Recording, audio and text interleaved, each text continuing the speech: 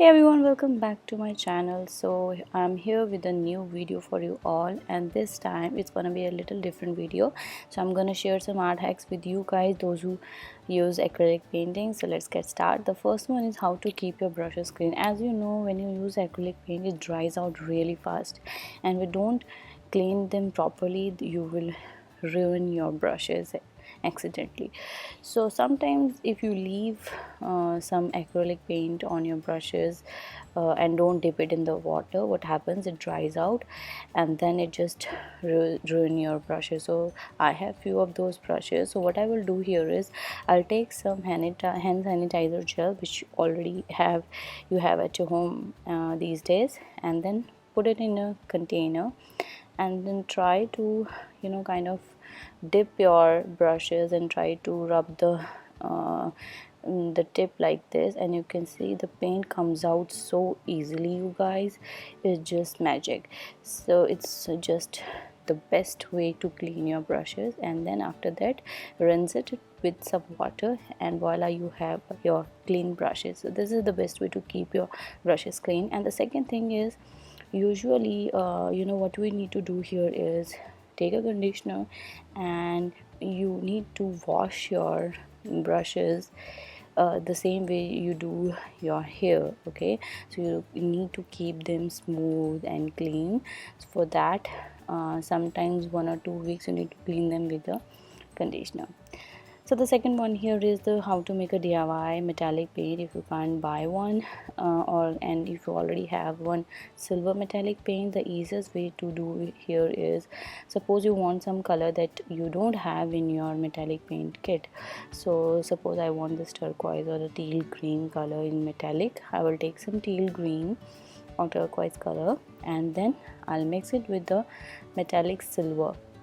So in this way, so just keep it in mind, the more metallic you will add into it, the more metallic-y yes, it's a word, I guess, the more metallic-y the paint will look. So that is the way to make a metallic color, any metallic color. I don't know if you can see it here because of the light, but it is quite metallic-y okay, or sparkly, you can say. So this is the best way to make any metallic color paint that you want to make. So let's move on to the next hack, and that is to how to save your paint. Sometimes you are painting and there's a lot of paint left on your palette which you don't want to waste for the next day. So what I do here is I have this wet tissue paper, or any kind of wet cloth if you have, and then cover it with the foil or a plastic wrap, and the next day your color will be same as the previous one. It won't dry out. Or the second thing that you can do here is, if you have a spraying bottle, so this one is a hand sanitizer spray, but I am using it with some water and filled it with the water, and now it's a spraying bottle. So just spray it with some water and then cover it with the plastic wrap, and the same thing, the color won't dry out. So sometimes if I will come back after 1 or 2 hours to paint it again, I just spray it with the water and cover it with the cling film, and that's it. It never dries out. So the next one is how to create the darker shades. Okay, whenever you want any darker shade, suppose you have a sky blue color, you want to make a darker shade of blue. Okay, so what you do, don't ever use a black. Okay, that's a big no. When you use a black, it will become muddy like this, so it doesn't gives you the right color. So instead of that, mix it with a little bit of brown or the burnt umber, and here you have a darker shade of blue or any other color.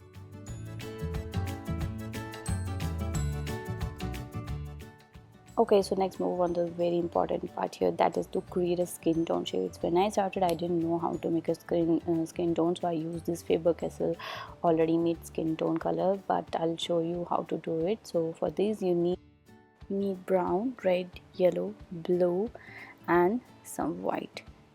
So you will have all these 5 colors, put it in your palette and don't mix them all together. So as per the amount of, you know, the darker flesh tones and lighter flesh tones, we'll keep mixing and we'll get all those different shades. I'll show you how. So put them nicely on the, just a little bit, teeny tiny. You don't need you know, high amount of these blues and red color, just a teeny tiny amount on the palette, and then we'll start mixing them. So the more color that you want here is the white one.